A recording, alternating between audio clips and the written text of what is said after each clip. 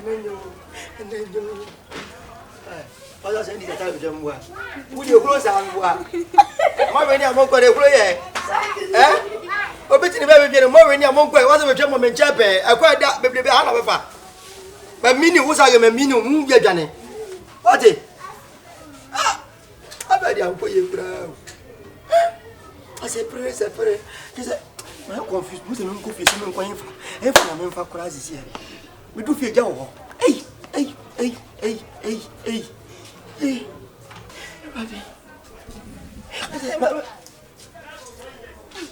Ofa, how pedewa?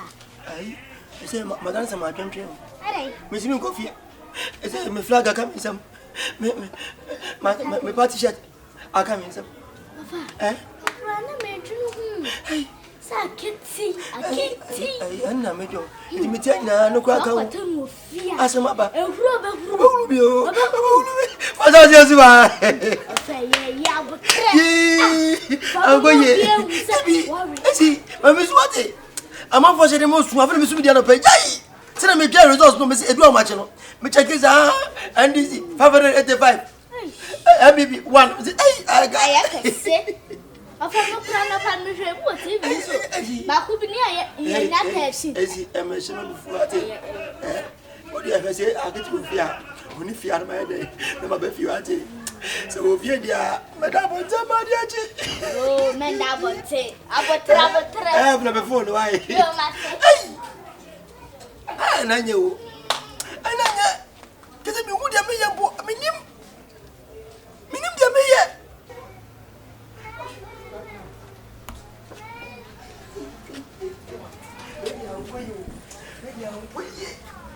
Hey, Abby, you can say, I say, any one yet. Any tempana sharp, I may get around your baby. Me qua, flag of some come, no minimum, you drop person. One, you never sat in TV. So come on, 1, 2, 3, 4, into Musina.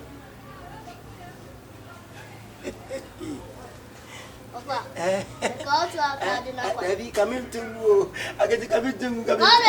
Easy, come and consider me joke when I come and find you.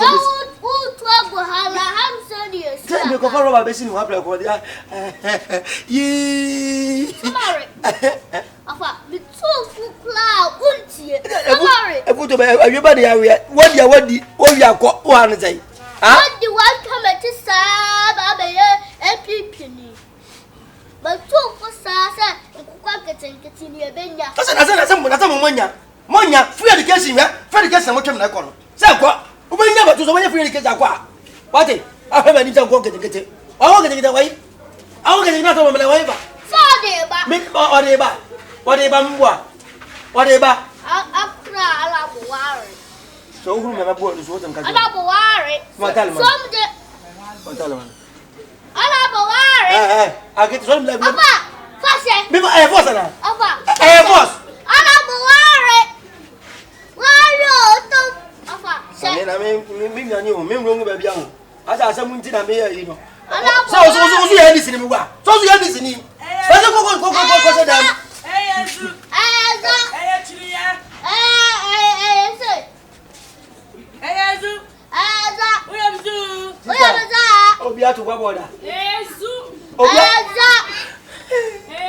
I'm free. Oh, what? Not 4 years, Yaba. What do you want to make a bow? What do you want to make a bow? What do you want to make?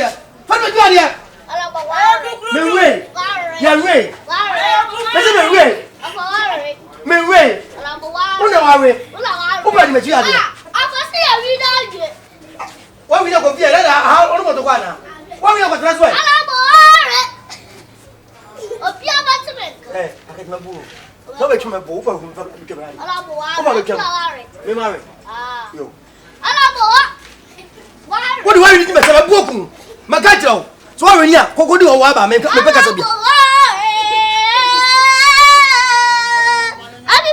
Go. Eddie, see your.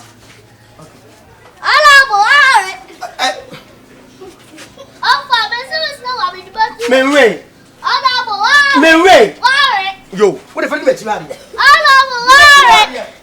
What do you want? You're not a boyfriend, but you are here. I can't even talk. I'll stop you. So who me bozo ka chao no. Makacho. O say MPP. Next 4 years here ba. Yes, akra. This is not apple. Okay, Kofi na me come here. Akra so big. Uni me chama buo. What? Akra la boare. Yanwe. Mesi yanwe. Kasa on charge no bottom. So do ka chao no. We dey be trust who dey inside.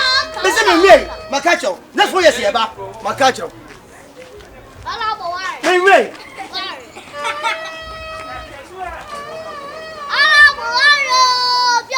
That's a puna on the go. What is your trouble? I don't know what I am busy. Let's for yes, but see, I said, but my catcher.